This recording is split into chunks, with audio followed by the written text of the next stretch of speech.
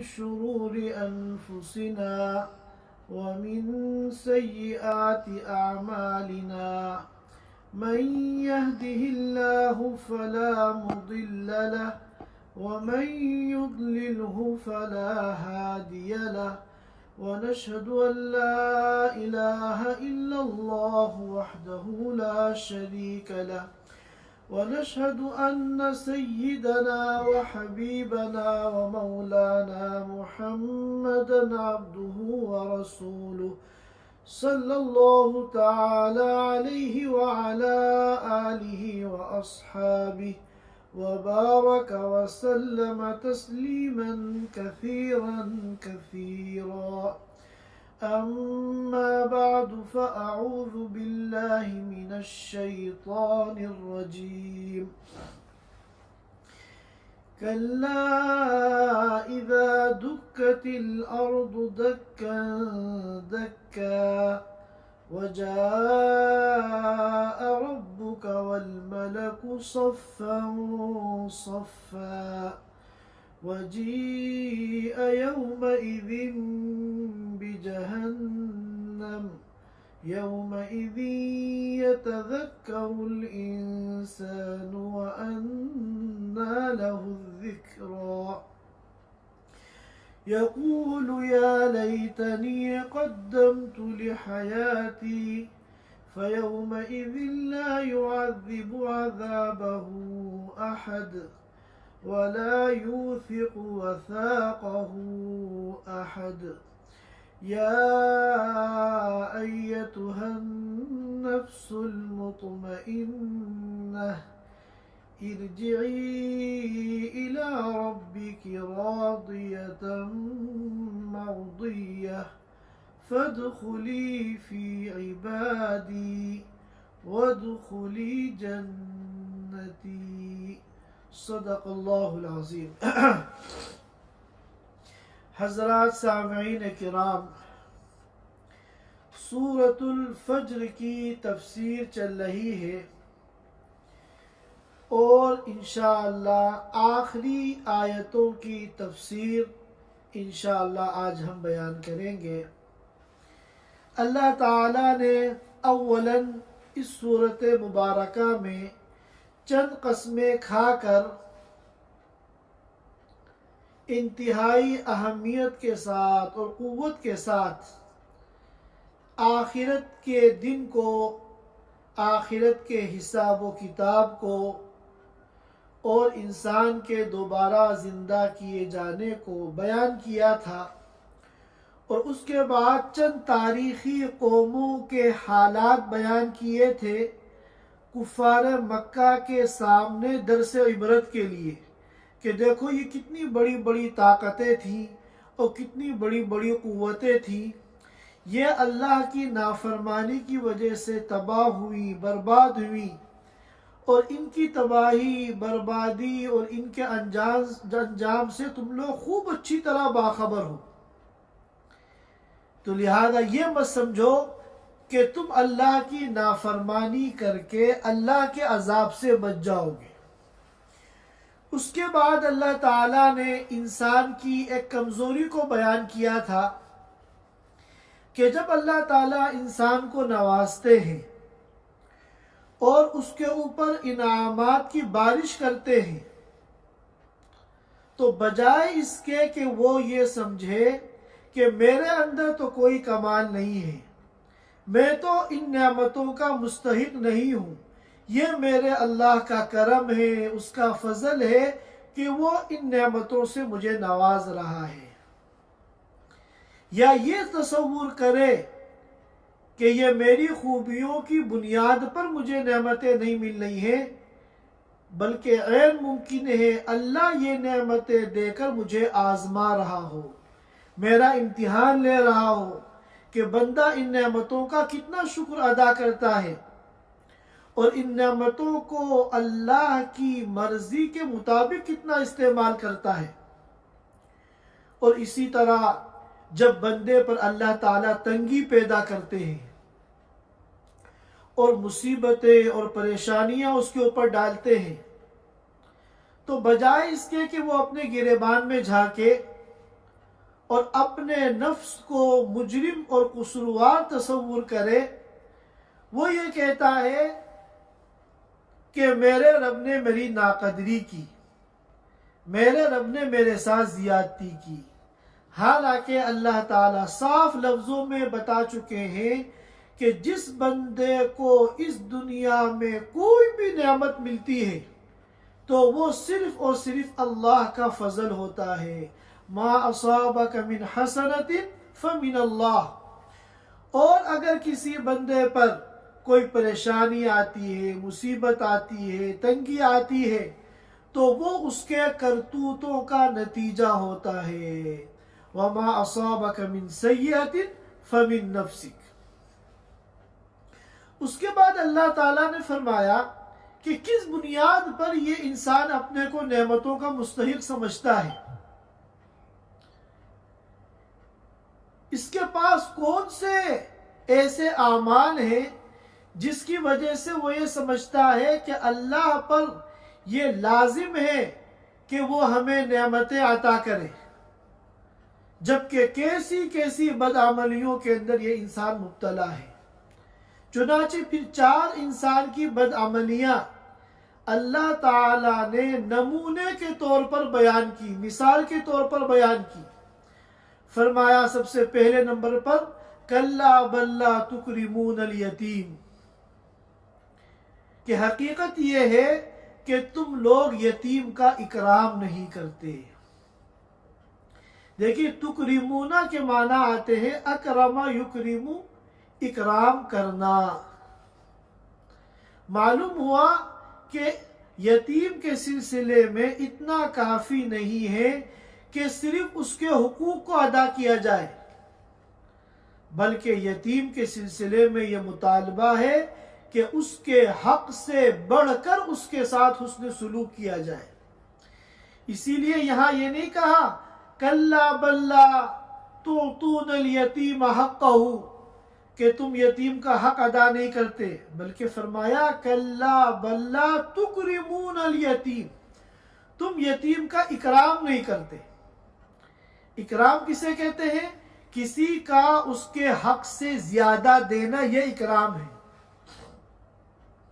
ہمارے دعوت کے ساتھی خروج کے دوران جب آداب طعام بیان کرتے ہیں تو اس میں بعض مرتبہ ساتھی یہ مذاکرہ کرتے ہیں کہ 3 چیزیں ہیں، ایک ہے اکرام، نمبر 2 انصاف، نمبر 3 ظلم۔ تو ہمیں دسترخوان پر ساتھیوں کا اکرام کرنا ہے۔ اکرام کسے کہتے ہیں؟ انصاف کسے کہتے ہیں؟ ظلم کسے کہتے ہیں؟ اس کو پھر مثال سے بیان کیا جاتا ہے کہ ایک پلیٹ میں 2 ساتھی کھانا کھا رہے ہیں اور اس پلیٹ میں 2 گوشت کی بوٹیاں ہیں، تو آپ اگر دونوں بوٹی اپنی ساتھی کو کھلا دیں اور خود ایک بھی بوٹی نہ کھائیں تو یہ اکرام ہے۔ آپ نے اپنے ساتھی کا اکرام کیا، اس کے حق سے زیادہ آپ نے اس کو دیا۔ اور دوسری شکل یہ ہے کہ ایک بوٹی جو ہے آپ اپنے ساتھی کو کھلا دیں اور ایک بوٹی آپ خود کھا لیں، یہ انصاف ہے کہ جتنا ساتھی کا حق تھا بس وہ حق ادا کر دیا۔ اور تیسری شکل یہ ہے کہ دونوں بوٹیاں آپ ہی ہڑپ کر جائیں، اپنے ساتھی کو ایک بوٹی بھی کھانے کا موقع نہ دیں، یہ ظلم ہے۔ تو اکرام کسے کہتے ہیں؟ دونوں بوٹیاں آپ نے ساتھی کو کھلا دی، یہ اکرام ہے۔ انصاف، ایک ساتھی کو کھلا دی، ایک خود کھا لی۔ اور ظلم، دونوں بوٹیاں آپ کھا گئے اور ساتھی کو ایک بھی بوٹی نہیں ملی، یہ ظلم ہے۔ تو معلوم ہوا کہ اکرام کسے کہتے ہیں کہ اپنے بھائی کا جو حق ہے وہ تو ادا کرے ہی، ساتھ میں اپنا بھی حق اس کو دے دے، یہ اکرام ہے۔ تو یتیم کے سلسلے میں فرمایا کلا بل لا تکرمون الیتیم۔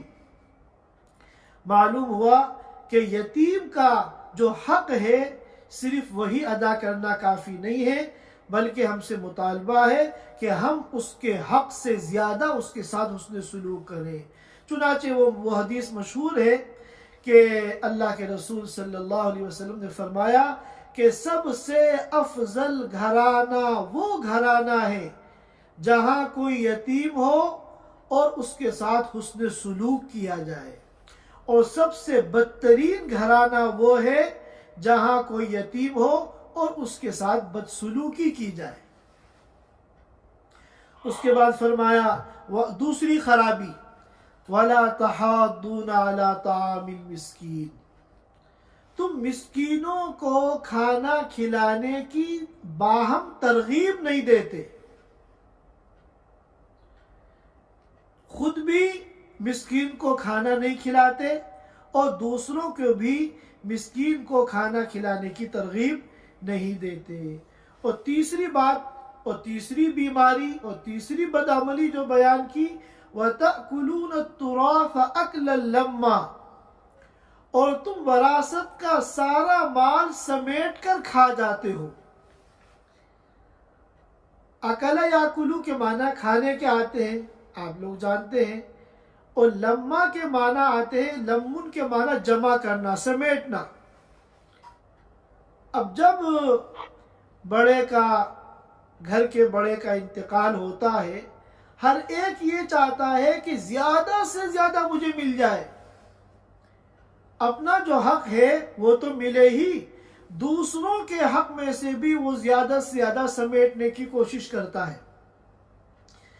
حالانکہ ہونا کیا چاہیے، بجائے اس کے کہ ہم یہ کوشش کریں کہ ہمیں زیادہ سے زیادہ مل جائے، ہمیں یہ کوشش کرنی چاہیے اپنی آخرت کو بچانے کے لیے کہ چاہے میرا 2 پیسہ دوسرے کی طرف چلا جائے، چاہے میری 2 بالش زمین دوسرے کی طرف چلی جائے، لیکن کسی کا 1 انچ بھی میری طرف آنا نہیں چاہیے، کیونکہ اس سے میری آخرت کی جو ہمیشہ ہمیشہ کی زندگی ہے وہ برباد ہو جائے گی۔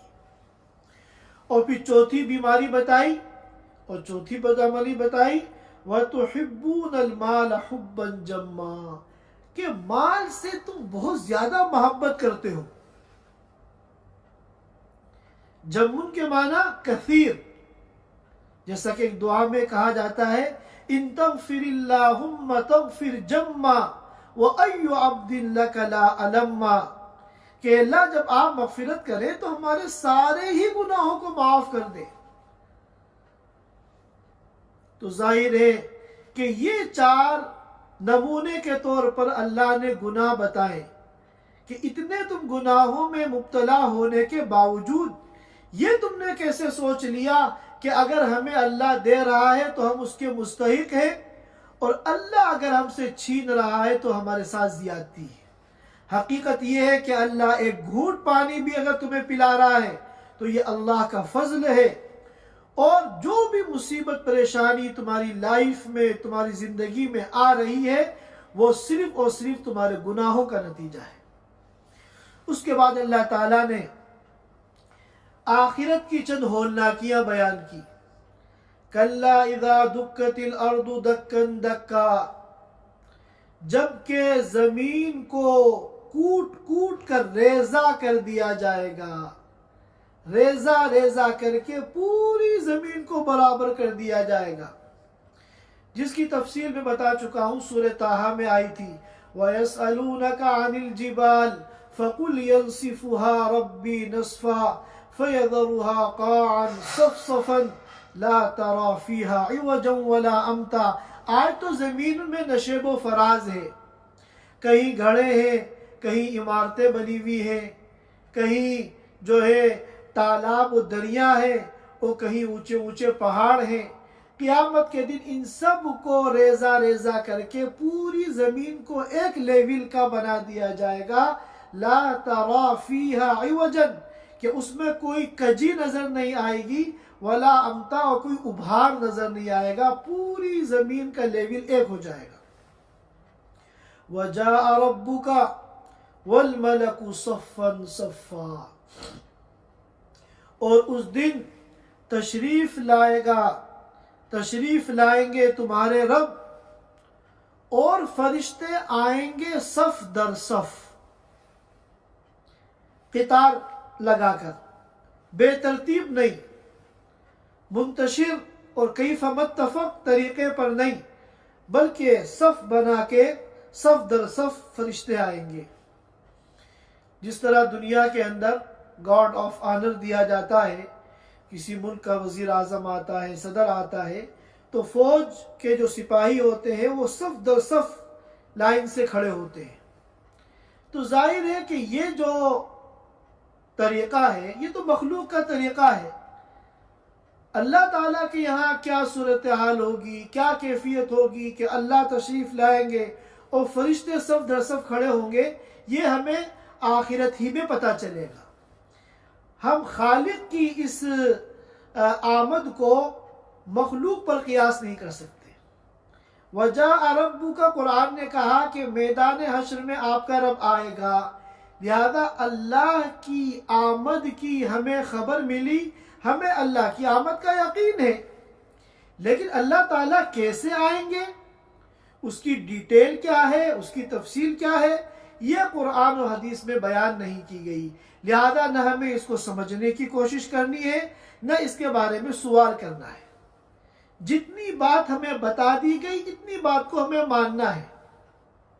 اللہ تعالیٰ کے آنے کی کیفیت کیا ہوگی اس کے بارے میں ہمیں کچھ بتایا نہیں گیا، اور ہمارا جو آنا جانا ہوتا ہے یہ مخلوق کے اعتبار سے ہے، اور اللہ کی جو آمد ہوگی وہ اللہ کی شایان شان ہوگی۔ اللہ کی آمد کو ہم مخلوق کی آمد پر قیاس نہیں کر سکتے۔ اور ان فرشتوں کی صفوں کے سلسلے میں بعض روایات میں آتا ہے کہ ان کی ترتیب اس طرح ہوگی کہ پہلے آسمان کے فرشتے پہلی صف میں ہوں گے، دوسرے آسمان کے فرشتے دوسری صف میں ہوں گے، تیسرے آسمان کے فرشتے تیسری صف میں ہوں گے، اس طرح ساتوں آسمان کے فرشتوں کی صفیں ہوں گی۔ اس کے بعد فرمایا وَجِيءَ يَوْمَئِذٍ بِجَهَنَّمَ، اس دن جہنم کو لایا جائے گا۔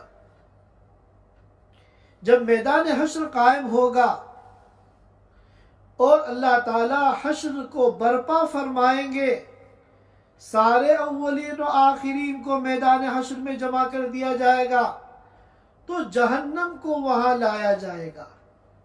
اب سوال یہ پیدا ہوتا ہے کہ بعض مفسرین کے قول کے مطابق جہنم جو ہے وہ ساتوں زمین کے نیچے ہے، اور قیامت کے دن سارا سمندروں کا پانی آگ بن کر جہنم کے ساتھ مل جائے گا۔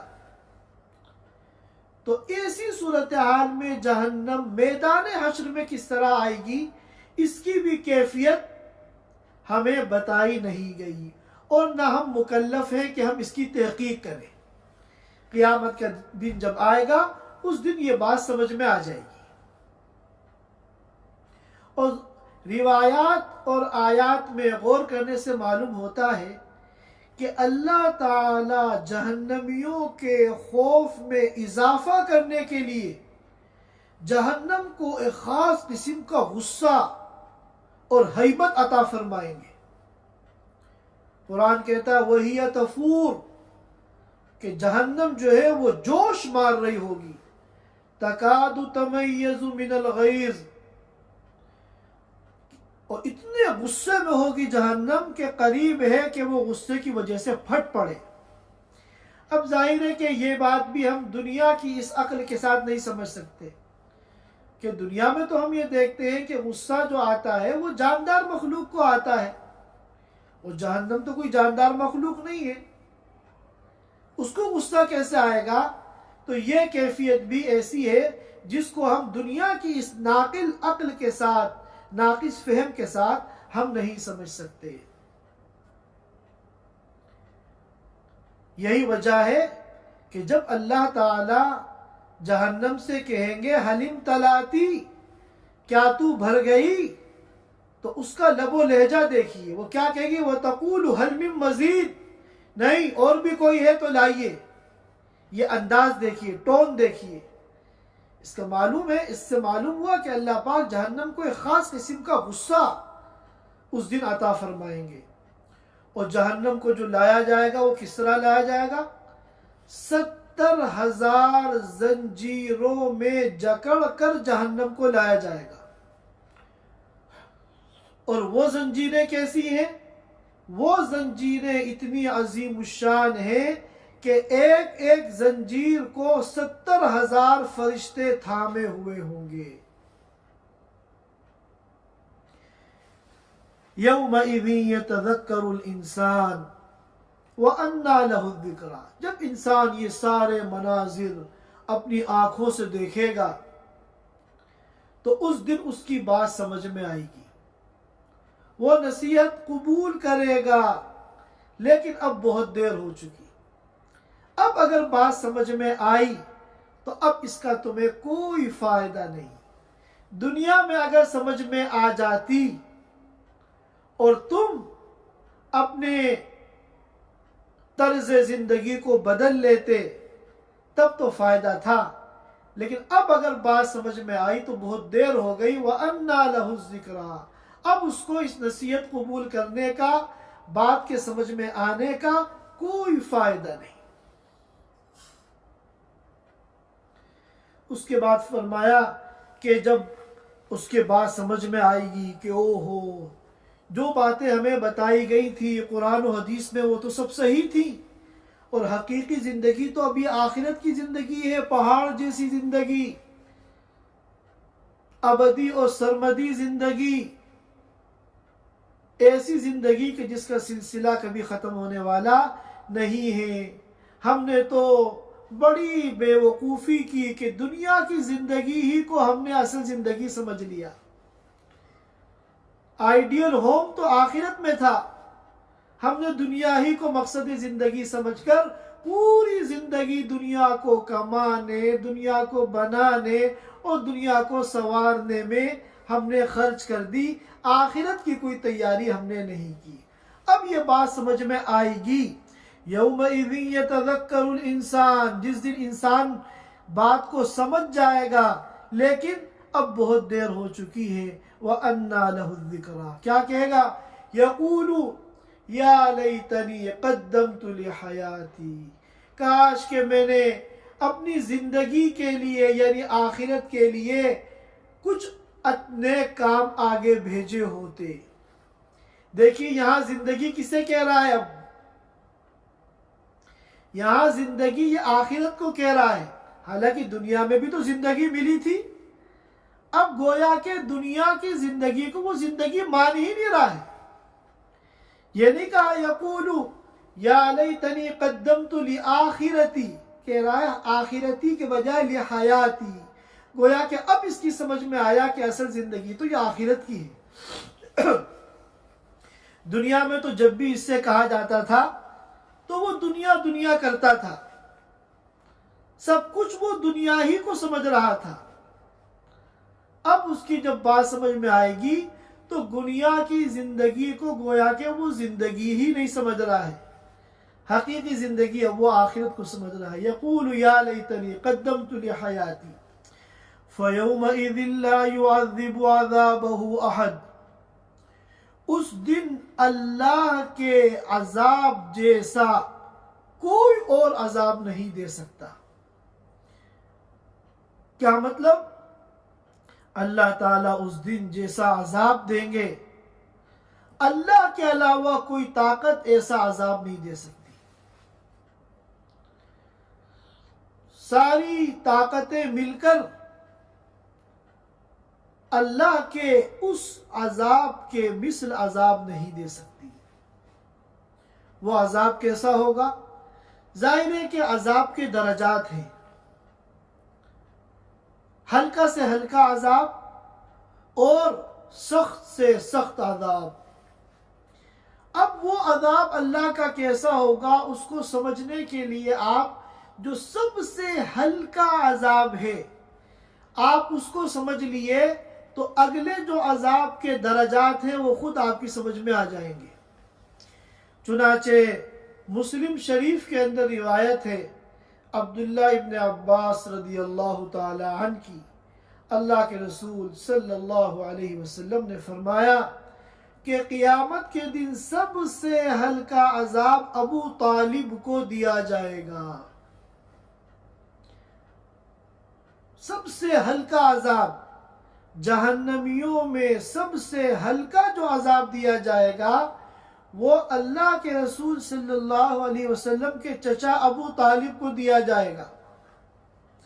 ظاہر ہے کہ عذاب تو اس لیے دیا جائے گا کہ ان کا انتقال جو ہے وہ کفر کی حالت میں ہوا، شرک کی حالت میں ہوا، اور یہ اللہ تعالیٰ اعلان کر چکے ہیں ان اللہ لا یغفر ان یشرک بہ ویغفر ما دون ذلک لمن یشاء، کہ اللہ تعالیٰ شرک کو کسی قیمت پہ معاف نہیں کریں گے۔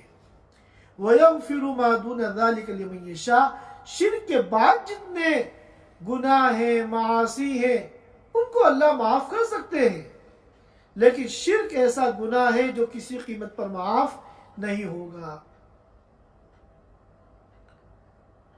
اور ہلکا اس لیے دیا جائے گا کہ یہ اللہ کے رسول صلی اللہ علیہ وسلم کے چچا تھے، اور نہ صرف یہ کہ چچا تھے بلکہ آپ کے محسن تھے، انہوں نے آپ کا بڑا ساتھ دیا، انہوں نے ہر موقع پر آپ کے اور مخالفین کے درمیان سد سکندری بن کے کھڑے رہے، اور ہر لائن سے دامے، درمے، قدمے، سخنے، ہر لائن سے اللہ کے رسول صلی اللہ علیہ وسلم کے انہوں نے ساتھ دیا۔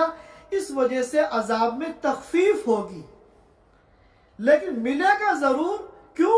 اس لیے کہ انہوں نے اس ایمان کو قبول نہیں کیا، یہ جانتے تھے کہ اسلام برحق ہے۔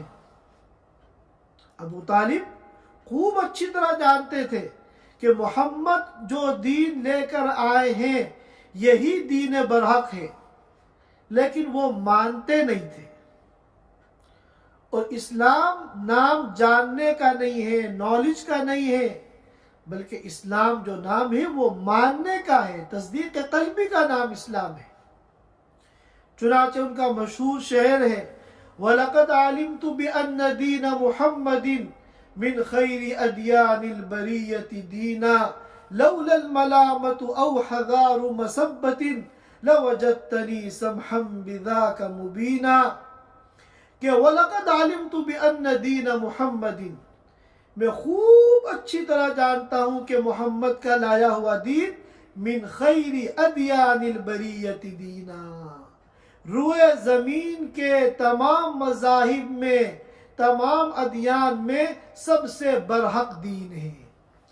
پھر آگے فرمایا لولا الملامت او حذار مسبت لوجدتنی سمحا بذاک مبینا، اگر مجھے قوم کی ملامت کا ڈر نہ ہوتا کہ اس نے اپنے آباء و اجداد کے مذہب کو چھوڑ دیا، تو سب سے پہلے اس محمد کے دین کو قبول کرنے والا میں ہوتا، لیکن چونکہ انہوں نے قوم کی ملامت کے خوف سے مانا نہیں، تو یہ جاننا ان کے کام نہیں آیا، لہذا ان کی کفر کی، شرک کی حالت میں موت ہوئی، اور اس کی وجہ سے وہ جہنم کے مستحق ہوئے۔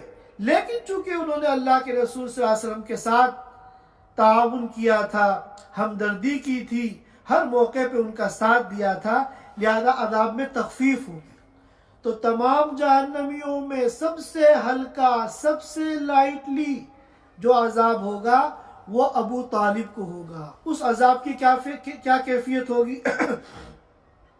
اللہ کے رسول صلی اللہ علیہ وسلم نے فرمایا کہ ان کو آگ کی 2 چپلیں پہنائی جائیں گی، آگ کی 2 چپلیں پہنائی جائیں گی، اور ان چپلوں کی وجہ سے پورے جسم کے اندر اتنی حرارت ہوگی کہ دماغ جو بالکل سب سے اوپر ہے، چپل آدمی پہنتا ہے پیر کے نیچے، اس کے بعد پورے جسم سے گزر کر سب سے آخر میں ہوتا ہے دماغ، وہ دماغ اس آگ کی، چپلوں کی حرارت اور تپش کی وجہ سے اس طرح کھولے گا جس طرح گرم پانی چولہے پر خوب اچھی طرح جب گرم ہو جاتا ہے تو اس میں کھدے آتے ہیں، وہ کھولتا ہے، اس طرح وہ دماغ جو ہے کھولے گا۔ یہ جہنمیوں کے عذابوں میں سب سے ہلکا عذاب ہے۔ چنانچہ فرمایا فَيَوْمَئِذٍ لَا يُعَذِّبُ عَذَابَهُ أَحَدٌ، اس دن کوئی طاقت اللہ کے علاوہ اللہ جیسا عذاب نہیں دے سکتی۔ اس کے بعد فرمایا وَلَا يُوثِقُ وَثَاقَهُ أَحَدٌ، اور جس طرح اللہ تعالی قید کریں گے مجرموں کو زنجیروں میں جکڑیں گے، اس طرح کوئی اور قید نہیں کر سکتا۔ اللہ تعالیٰ اس دن مجرموں کو جس طرح زنجیروں میں جکڑ کر قید کریں گے، اللہ کے علاوہ کوئی طاقت اس طرح جکڑ نہیں سکتی۔ چنانچہ روایتوں میں آتا ہے، بلکہ قرآن پاک میں اللہ نے فرمایا خُذُوهُ فَغُلُّوهُ ثُمَّ الْجَحِيمَ صَلُّوهُ ثُمَّ فِي سِلْسِلَةٍ ذَرْعُهَا 70 ذِرَاعًا فَاسْلُكُوهُ، مجرموں کو ایسی زنجیروں میں اس دن جکڑا جائے گا کہ جس کی لمبائی 70 ذراعًا 70 ہاتھ کے برابر ہوگی۔ اس کے بعد فرمایا یا ایتھا النفس المطمئنہ، یہ اب تک جو بیان کیا پچھلی چند آیتوں میں، یہ تو مجرمین کا حال ہے۔ ایمان والوں کا، اللہ کے نیک بندوں کا کیا حال ہوگا؟ اللہ تعالیٰ فرمائیں گے یا ایتھا النفس المطمئنہ، نفس سے مراد ہے روح، انسان کی جان، انسان کی روح۔ اور مطمئنہ کے دو معنی ہیں، مطمئنہ کے دو مطلب مفسرین کرام نے بیان کیے۔ ایک مطلب تو یہ ہے کہ مطمئنہ کا کہ وہ نفس، وہ انسان جس کو اللہ کے وعدوں اور وعیدوں پر یقین تھا، مطمئن یقین کرنے والے کے معنی میں۔ تو ظاہر ہے کہ دنیا کی زندگی میں جس کو اللہ کے وعدوں پہ یقین ہوگا اور اللہ کی وعیدوں پہ یقین ہوگا، وہ پھر زندگی اسی کے مطابق گزارے گا، تو وہ ہے نفس مطمئنہ۔ نفس کی 3 قسمیں ہیں، نفس امارہ، جیسا کہ وما ابرئ نفسی ان النفس لامارۃ بالسوء، اور ایک ہے نفس لوامہ، لا اقسم بیوم القیامت ولا اقسم بالنفس اللوامہ، اور ایک ہے نفس مطمئنہ جو یہاں بیان کیا گیا ہے یا ایتھا النفس المطمئنہ۔ آج چونکہ وقت کم ہے، انشاءاللہ پھر کسی اور موقع پر ہم ان جو ہے تینوں قسموں کو سمجھیں گے، نفس کی ان تینوں قسموں کا کیا مطلب ہے۔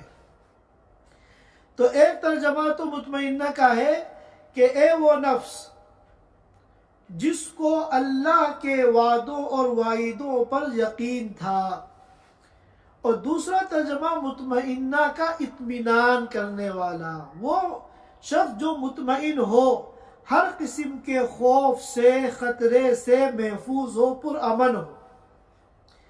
چنانچہ اللہ کے جو نیک بندے ہیں وہ دنیا میں کتنے نیک کام کر لیں، ان کو ایک خوف لگا رہتا ہے دل کے اندر، اور ایک ڈر ان کے دل میں ہمیشہ رہتا ہے کہ میں یہ ساری جو عبادتیں کر رہا ہوں، پتہ نہیں اللہ کے یہاں یہ مقبول ہے یا نہیں، اور میرا اللہ تعالیٰ میرے ساتھ کیا معاملہ کریں گے، وہ ہمیشہ ڈرتا رہتا ہے۔ لیکن آج کے دن جب وہ دیکھے گا کہ دودھ کا دودھ اور پانی کا پانی ہو گیا ہے، تو آج اس کو اطمینان ہو جائے گا کہ اللہ نے میری نیکیوں کو قبول کر لیا، اور اب میں ہر قسم کے عذاب سے، ہر قسم کی سزا سے پرامن ہوں اور محفوظ ہوں۔ اور پھر اللہ کا حکم ہوگا ارجعی الی ربک راضیۃ مرضیہ، لوٹ جاؤ تم اللہ اپنے رب کی طرف، اس حال میں کہ تم خود بھی خوش ہو، ومرضیہ، اور اللہ بھی تم سے خوش ہے، رضی اللہ عنہم ورضوا عنہ۔ دیکھیں، لوٹنا اس وقت کہتے ہیں، اس جگہ کی طرف لوٹنا ہوتا ہے جہاں انسان پہلے موجود تھا۔ ہم گھر سے کہیں جاتے ہیں تو وہاں کہتے ہیں مجھے گھر لوٹنا ہے، کیونکہ ہم پہلے گھر میں موجود تھے، یہیں سے آئے تھے۔ تو معلوم ہوا کہ ہماری ابتدا بھی اللہ کے پاس سے ہے اور ہماری انتہا بھی اللہ کے پاس ہے. ہمیں ایک نہ ایک دن سب کو اللہ کے پاس جانا ہے. اس کو اللہ نے قرآن پاک میں جگہ جگہ بیان کیا. ان الی ربک الرجع، ان الی ربک المنتہا. ہم سب کو ایک نہ ایک دن اللہ کے پاس جانا ہے. ہم اللہ ہی کے پاس سے آئے ہیں اور اللہ ہی کے پاس ہمیں جانا ہے. ہماری ابتدا بھی اللہ کے پاس سے ہے اور ہماری انتہا بھی اللہ کے پاس سے ہے. پھر فرمایا فادخلی فی عبادی، لہذا تم داخل ہو جاؤ میرے مخصوص بندوں میں. عبادی سے مراد مطلقاً بندے نہیں ہیں، ورنہ جو کافر ہیں وہ بھی اللہ کے بندے ہیں، جو فاسق ہیں وہ بھی اللہ کے بندے ہیں، جو نیک ہیں مومن ہیں وہ بھی اللہ کے بندے ہیں. یہاں مراد عبادی سے تمام بندے نہیں ہیں بلکہ مخصوص بندے، اللہ کے نیک بندے. جب شیطان کو اللہ کے دربار سے نکالا گیا تھا، ابلیس کو، اور اس نے جاتے جاتے کہا تھا لَأُغْوِيَنَّهُمْ أَجْمَعِينَ، کہ میں آپ کے ان بندوں کو ضرور بالضرور گمراہ کروں گا، بہکاؤں گا. تو آپ نے کیا فرمایا تھا؟ إِنَّ عِبَادِي لَيْسَ لَكَ عَلَيْهِمْ سُلْطَانٌ. میرے جو مخصوص بندے ہیں، میرے جو نیک بندے ہیں، ان پر تیرا راج نہیں چلے گا، ان پر تیری حکومت نہیں چلے گی. تو وہاں بھی عبادی سے مراد اللہ کے نیک اور مخصوص بندے ہیں. وَادْخُلِي جَنَّتِي، اور پھر دوسرا حکم یہ ہوگا کہ تم میری جنت میں داخل ہو جاؤ. اللہ تعالی ہم سب کو بلا حساب و کتاب جنت الفردوس میں داخلہ عطا فرمائے اور جہنم کے عذاب سے اور ادنا سا بھی اللہ کی طرف سے جو عذاب ہے جو مجرمین کو دیا جائے گا، اللہ پاک ہم سب کی حفاظت فرمائے. وآخر دعوانا الحمدللہ رب العالمین. Thanks for watching. Don't forget to like, comment, share and subscribe to Al Wahid channel.